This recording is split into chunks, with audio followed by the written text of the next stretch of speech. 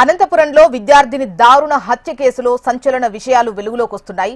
Inter విద్యార్థిని తన్మయ్ని ఉద్దేశపూర్వకంగానే దారుణంగా హింసించి చంపుంటారని పోలీసులు భావిస్తున్నారు. హత్య చేసి ఆపై యాసిడ్ పోసి తగలబెట్టినట్టు పోలీసులు అనుమానం వ్యక్తం చేస్తున్నారు. గత కొంతకాలంగా బాలు, నరేష్, దినేష్ అనే ముగ్గురు యువకులతో తన్మయ్కి స్నేహం ఉందని పోలీసులు గుర్తించారు. ఇప్పటికే బాలు, నరేష్ ను అదుపులోకి తీసుకొని విచారిస్తుండగా దినేష్ కోసం గాలిస్తున్నారు. CC footage, phone call list ఆధారంగా పోలీసులు దర్యాప్తు చేస్తున్నట్లుగా తెలుస్తోంది. డీటెయిల్స్ మనకు రాయలసీమ రీజనల్ కోఆర్డినేటర్ ప్రవీణ్ అందిస్తారు. ప్రవీణ్,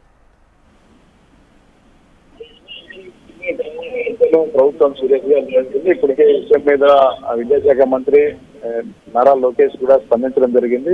మంత్రి సవిత కొద్దిసేపటినే ఎస్పీతో మాట్లాడి కేసు విషయాన్ని సీరియస్ గా తీసుకుని నిందితులను ఖచ్చితంగా శిక్షించాలని కూడా ఆమె ఆదేశాలు జారీ చేయడం జరిగింది. అయితే ఇప్పటికే ఈ కేసులో సంబంధించి ఇద్దరు యువకుల్ని పోలీసులు అదుపులోకి తీసుకున్నట్లుగా మనకి సమాచారం అందుతుంది. ముఖ్యంగా నరేష్, బాలు, దినేష్ అనే ముగ్గురు యువకులతో ఈ యువతికి పరిచయం ఉందని చెప్తున్నారు. ఈ నెల 4వ తేదీన ఈమె ఇంటి నుంచి పోయిందని చెప్పి 1 టౌన్ పోలీసులకు అనంతపురంలో కంప్లైంట్ చేశారు. రామకృష్ణ కాలనీకి చెందినటువంటి తన్మయ్యి కనిపించట్లేదని ఫిర్యాదు చేసిన నేపథ్యంలో సీసీటీవీ ఫుటేజ్ ఆధారంగా, అదేవిధంగా ఫోన్ కాల్ లిస్ట్ ఆధారంగా పోలీసులు విచారణ చేపట్టారు. నిన్న సాయంత్రం కూడేరు మండలం బ్రాహ్మణపల్లి సమీపంలో అమ్మాయి మృతదేహాన్ని స్థానికుల సమాచారంతో పోలీసులు గుర్తించారు. తల్లిదండ్రులు తన్మయ్యి మృతదేహంగా గుర్తించడంతో ఈ ఘటన మీద సీరియస్ గా తీసుకుని పోలీసులు విచారణ అయితే చేపట్టారు. ముఖ్యంగా సీసీటీవీ ఫుటేజ్, అదేవిధంగా కాల్ లిస్ట్ ఆధారంగా విచారణ అయితే చేపట్టారు. విచారణలో పలు కీలక అంశాలు కూడా వెళ్ళకి వచ్చింది తెలుస్తుంది. అమ్మాయిని ఉద్దేశపూర్వకంగా కావాలనే